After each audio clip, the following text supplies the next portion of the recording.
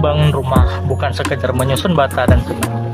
Di balik setiap dinding ada proses komunikasi panjang antara arsitek dan klien. Drama ini menggambarkan bagaimana sebuah impian bertemu dengan realita desain. Selamat menyaksikan.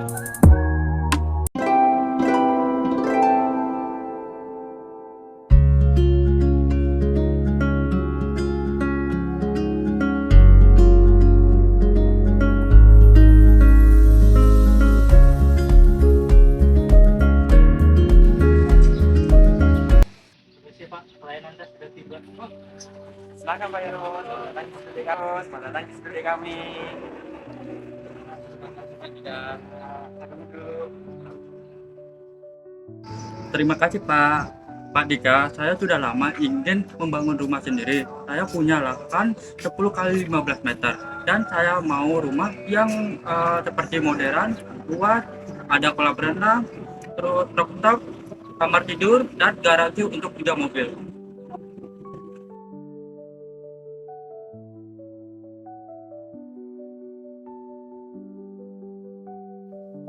Semakin itu Bapak sudah sadar.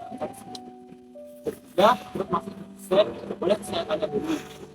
Lahan 10 kali 15 itu meter, itu berarti luasnya total 150 meter ya. Budget yang Bapak siapkan kira-kira berapa? Sekitar 300 juta Pak. Kalau saya sangat menghargai semangat Bapak. Tapi saya ini kan produk segala jujur.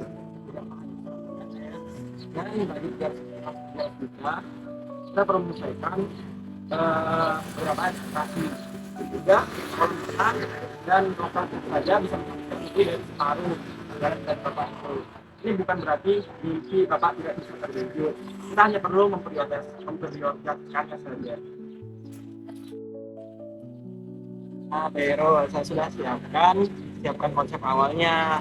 Dia adalah rumah 2 lantai dengan gaya modern minimalis tropis. Lantai 1 untuk ruang tamu, dapur, dan juga ruang makan. Dan 1 kamar tamu. Lantai 2-nya untuk kamar 3, tidurnya utama dengan balkon. Fasad menggunakan roster, beton dan tanaman vertikal.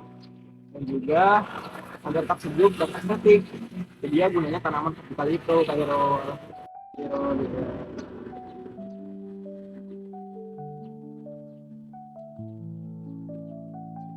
Wah, bagus sih Pak. Tapi kenapa atapnya datar? Saya kan lebih suka atap segitiga, kesannya lebih online. Seperti rumah-rumah di Eropa gitu Pak. Pak Irul, atap datar kami pilih karena beberapa alasan. Pertama, lebih hemat biaya struktur.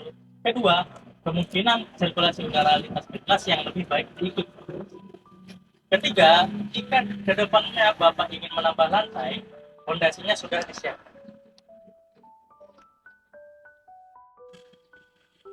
Oh, jadi atap datar itu bukan berarti barang murahan ya?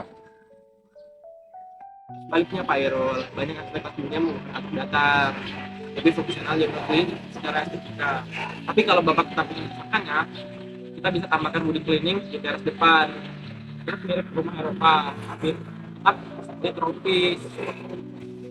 Nah, itu dia yang saya suka begitu.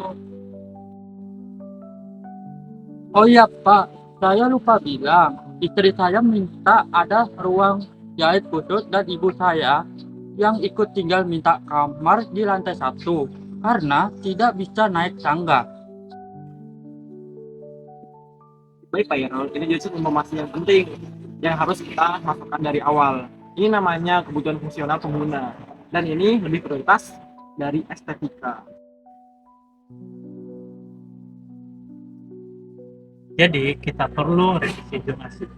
Kamar ibu dipindahkan ke lantai 1. Kamar tamu kita geser dan ruang jahit bisa kita sisihkan di sudut lantai 2 dengan pencahayaan alami dari jendela 1.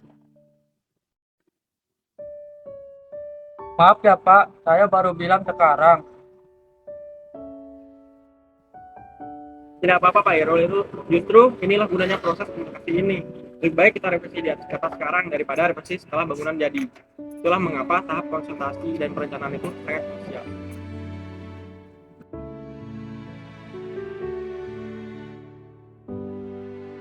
drama ini kita belajar bahwa komunikasi antara arsitek dan klien bukan sekadar soal gambar dan angka. Arsitek harus mampu mendengarkan, menerjemahkan keinginan klien, dan memberikan solusi yang realistis. Oke, Glenn, kita perlu terbuka dan jujur soal kebutuhan mudah dan pengguna rumah sejak awal. Karena rumah bukan hanya soal tampilan, tapi soal kenyamanan hidup jangka panjang. Proses perencanaan yang baik adalah proses yang melibatkan komunikasi dua arah, saling menghormati, dan berorientasi pada solusi. Karena pada akhirnya rumah yang baik lahir dari percakapan yang baik.